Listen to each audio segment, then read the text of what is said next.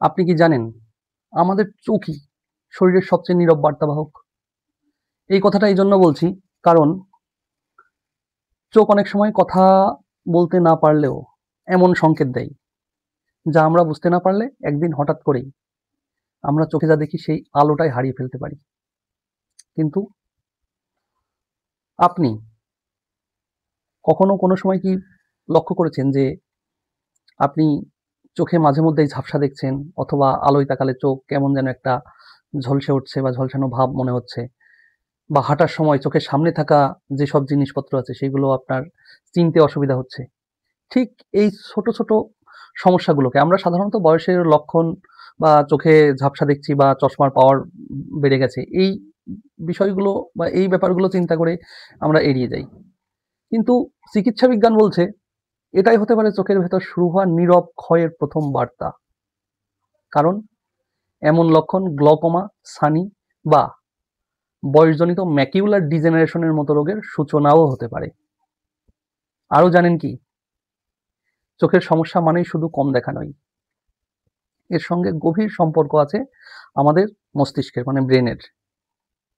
গবেষণায় দেখা গেছে ৬০ বছরের পর যাদের চোখে দৃষ্টিশক্তি কমে যায় তাদের মধ্যে স্মৃতিভ্রংশ এবং ডিমনেশিয়ার ঝুঁকি অনেক বেশি। মনে রাখবেন, চোখ শুধু আলো দেখে না, বরং চোখ যা দেখে তা আমাদের মস্তিষ্কে মানে ব্রেনে প্রক্রিয়া হয়। অর্থাৎ চোখের দুর্বলতা মানে মস্তিষ্কেরও সতর্কবার্তা। তাই আলো চিনতে দেরি হওয়া বা কারো মুখ চিনতে অথবা পড়াশোনার পর চোখ একটা ভারী, ভারী লাগা এগুলো কখনো হালকাভাবে নেওয়া চলবে না। কারণ আমাদের চোখ প্রতিদিন আমাদের সঙ্গে কাজ করে। কিন্তু আমরা কি তার যত্ন নিই? রোদে বেরোলে সানগ্লাস ব্যবহার করি? ডায়াবেটিস বা রক্তচাপ নিয়ন্ত্রণে রাখি? আর এই সমস্ত যত্নের অভাবেই শুধু চোখই নয়, পুরো শরীরই ক্ষতিগ্রস্ত হয়।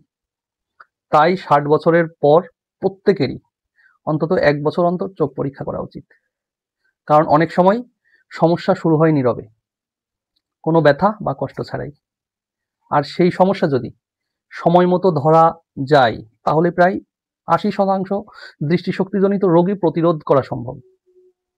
তাই চোখ বন্ধ করে একবার ভেবে দেখুন, চোখের দৃষ্টি হারালে শুধু ছবি নয়, হারিয়ে যাবে মানুষ, সম্পর্ক আর নিজের আত্মবিশ্বাস।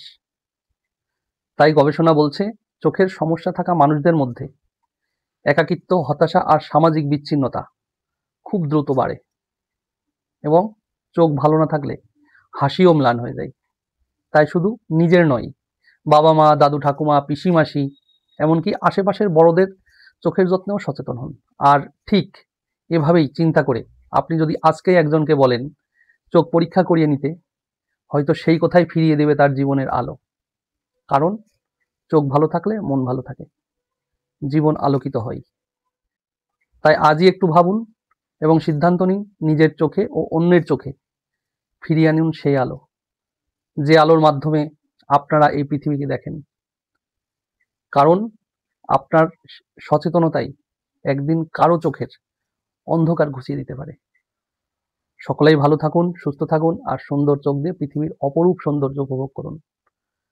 আর চোখের যে কোনো সমস্যার জন্য অবশ্যই আপনি আপনার নিকটবর্তী কোনো চক্ষু বিশেষজ্ঞের কাছে পরামর্শ নিন। আর চোখের স্বাস্থ্যের বিষয়ে নতুন, নতুন বিষয়ে জানার জন্য আমাকে ফলো করুন।